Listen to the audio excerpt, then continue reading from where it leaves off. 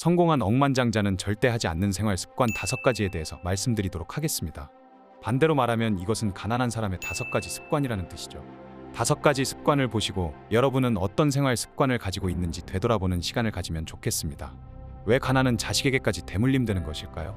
부자들은 계속 부자가 되고 가난한 사람은 계속해서 가난해진다고 하는데 이것이 정말 사실일까요? 가난한 집안에서 태어난 사람은 계속 가난하다고 생각하시나요? 가난을 대물림하지 않으려면 어떻게 해야 할까요? 이것은 오늘 소개드릴 생활 습관과 가치관 그리고 생각의 차이에서 나오지 않나 생각합니다. 사실 21세기 대한민국에서는 그 어느 때보다 자수성가형 부자가 많이 탄생하고 있습니다. 네이버와 카카오 같은 대기업들도 모두 2000년대 이후 탄생한 자수성가형 기업이죠. 우리나라뿐만 아니라 미국도 마찬가지입니다. 애플, 테슬라, 구글, 마이크로소프트, 페이스북 같은 초거대 대기업들의 창업자도 자수성가 사업가들이죠. 한국에서 널리 알려진 무일푼 이민자에서 전세계 매장 1300개를 보유한 4천억 자산가이자 사업가 김승호 회장, 그리고 셀트리온 서정진 회장도 흑수저 출신이었지만 지금은 엄청난 부자가 된 자수성가형 부자입니다. 그렇다면 이분들은 과연 어떻게 가난을 극복하고 부자가 됐을까요? 습관이 답이다의 저자 톰 콜리는 백만장자 집안에서 태어났지만 9살 때 집안이 파산하는 상황을 겪었습니다. 성인이 된 후 그는 5년 동안 234명의 부자들과 128명의 가난한 사람들을 관찰하고 기록했는데요. 그렇게 많은 사람들을 오랜 시간 동안 관찰하여 얻은 결과는 바로 이것이었습니다. 자수성가한 억만장자들과 가난한 사람들의 결정적인 차이는 바로 습관에서의 차이가 있다는 점을 알게 됩니다. 우리가 일상에서 행동하는 사소한 습관이 가난과 부자를 결정한다는 것이죠. 톰 콜리는 부자가 되기를 원한다면 당신의 모든 습관 중 50% 이상이 부유해지는 습관을 가지고 있어야 한다고 말합니다. 여러분들이 지금 만약 가난한 습관을 지니고 있다면 오늘부로 부유해지는 부자 습관을 가지려고 노력해야 합니다. 그럼 우리도 모르게 가난해지는 습관이 무엇이 있는지 대해 알아보도록 하겠습니다. 하나, 부정적인 태도. 장기적인 성공은 긍정적인 태도를 가지고 있을 때만 가능합니다. 저자의 연구에서 긍정적인 태도는 모든 자수성가한 억만장자 특징이라고 합니다. 억만장자들 중 54%는 자신의 낙관주의가 성공의 견인차라고 믿었고 43%는 자신이 언젠가 부자가 될 거라고 믿었습니다. 우리의 머리에 있는 뇌에서는 생각과 부합하는 실체를 제공하려고 합니다. 만약 여러분께서 나는 돈이 많지 않아 라고 생각한다면 이 생각이 은밀하게 뇌의 망상활성계와 해마에 지시해서 돈이 많지 않은 것을 확인시키는 일을 하도록 한다고 합니다. 그렇기 때문에 부정적인 생각을 해서 부정적인 생각이 자신의 뇌를 지배하도록 놓아두면 우리는 결국 실패하는 쪽으로 생각하여 무의식적으로 실패하는 선택만 하게 되는 것이죠. 이러한 부정적인 사고로 인해서 현재의 가난한 삶의 환경에서 벗어날 가능성은 사라지게 된다는 것입니다. 연구 결과에 따르면 가난한 사람들 중 70%는 부정적인 태도를 지니고 있었습니다. 부정적인 생각들을 믿게 되고 이러한 생각이 뇌에서 컴퓨터 프로그램처럼 작동하게 되죠. 설상가상으로 부정적인 생각은 가족과 자녀에게 부정적인 사고방식을 그대로 물려주게 된다는 것입니다. 반대로 자수성가한 억만장자들은 만약 땡땡이라면 이라는 게임을 한다고 합니다. 이 게임은 머릿속의 부정적인 목소리를 침묵시키고 의구심, 공포심, 걱정, 우려, 불안과 같은 감정을 사라지게 합니다. 이것은 브레인스토밍이라는 게임인데요. 예를 들어 새로운 사업을 검토하는 초기에 온갖 종류의 위험을 경고하는 목소리가 들린다면 그때 이 게임으로 생각을 다스리면 됩니다. 만약 이 사업이 성공을 거둔다면? 만약에 이걸로 내가 유명해진다면? 만약에 더 많은 돈을 벌게 된다면? 이렇게 처음 부정적인 생각을 긍정적인 생각으로 전환시켜주는 이 게임을 통해 부정적인 감정과 생각 그리고 사고를 멀리하게 되죠. 긍정적인 생각을 지니게 된다면 부자의 길에 한 걸음 더 가까워질 것입니다. 둘, 건강습관. 억만장자 연구에서 가난한 사람들 중 77%는 운동을 하지 않습니다. 97%는 매일 300kcal 이상의 정크푸드를 먹었고 68%는 일주일에 3에서 4회 패스트푸드점에서 식사를 했습니다. 53%는 수면 시간이 7시간이 안 되었고 66%는 표준 체중보다 14kg이 더 나갔습니다. 가난해지는 건강습관은 불운을 만드는데요. 여기서 말하는 불운은 건강이 나빠지는 상태를 말합니다. 당뇨, 심장질환, 암, 그리고 고혈압과 같은 각종 병이 몸에 생기며 이것은 장애로 이어집니다. 부자들 중 76%는 매일 30분 이상의 유산소 운동을 합니다. 매일 운동을 하면 콜레스테롤이 코르티솔로 전환되는 과정을 막아 스트레스를 줄여주기 때문이죠. 또한 엔도르핀이라고 하는 호르몬을 비롯해 강력한 신경전달 물질인 도파민과 세로토닌이 나온다고 하는데요. 이 물질들은 기분과 감정을 부정적인 상태에서 긍정적인 상태로 변화에 도움을 주는 물질입니다. 그리고 항상 건강한 식사를 하는 것이 아주 중요한데요. 영양가가 높고 몸에 좋은 음식을 먹으려 하고 패스트푸드나 몸에 좋지 않은 음식들을 절제합니다. 과식보다 소식하는 습관을 들여 비만을 막고 각종 건강의 위험에서 벗어날 수 있습니다. 셋, 하나의 파이프라인. 가난한 사람들은 소득 파이프라인이 하나입니다. 여러분들 이런 말 들어보신 적 있으실 겁니다. 달걀을 한 바구니에 담지 말라. 하나의 파이프라인을 가지고 있다는 것은 달걀을 한 바구니에 담고 있는 것과 같습니다.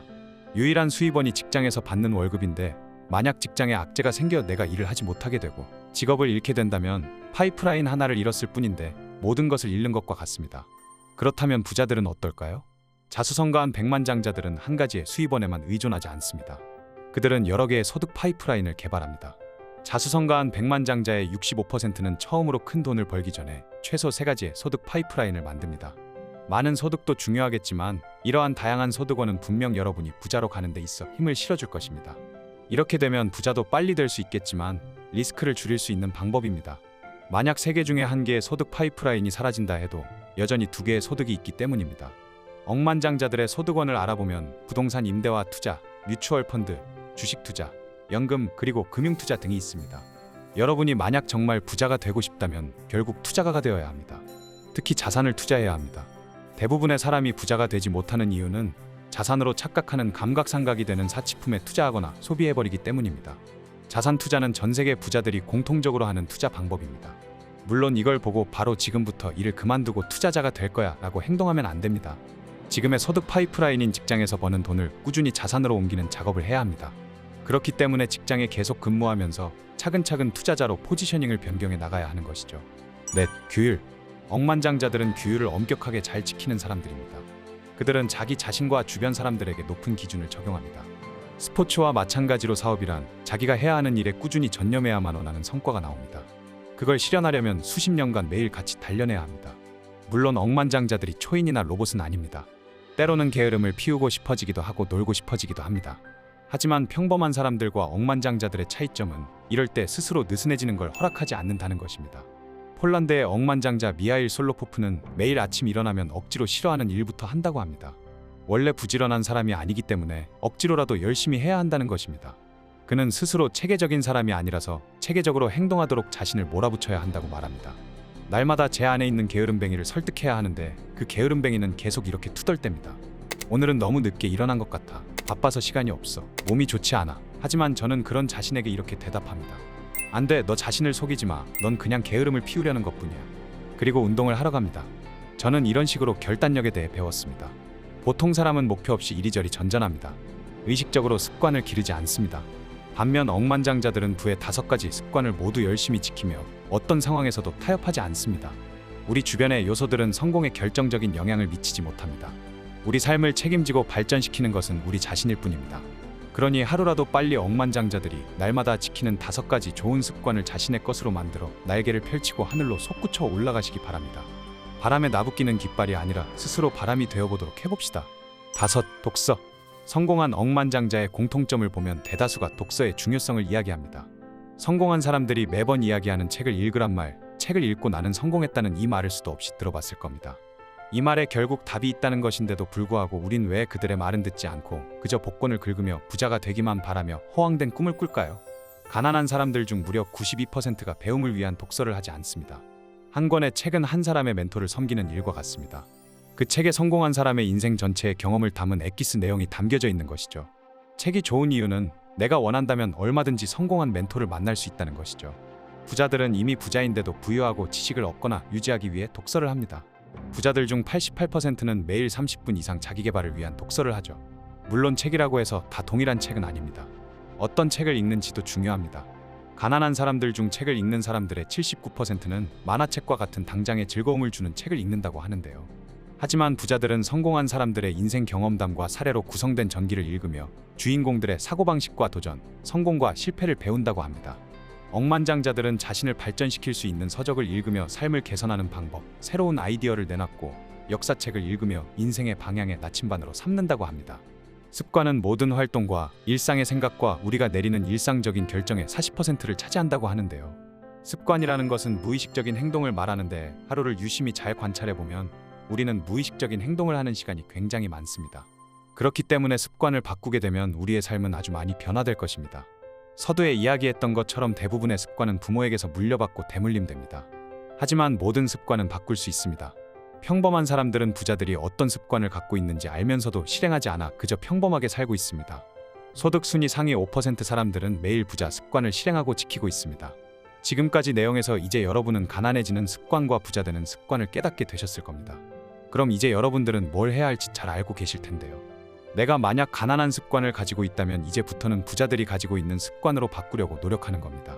의식적으로 매일매일 행동으로 실천하고 부자들이 생각하는 그 습관 그대로 생각한다면 어떨까요? 반드시 여러분은 지금보다 더 나은 부유한 삶, 기대하는 부자가 되실 수 있을 겁니다. 지금까지 OBL 성공 공식이었습니다. 감사합니다.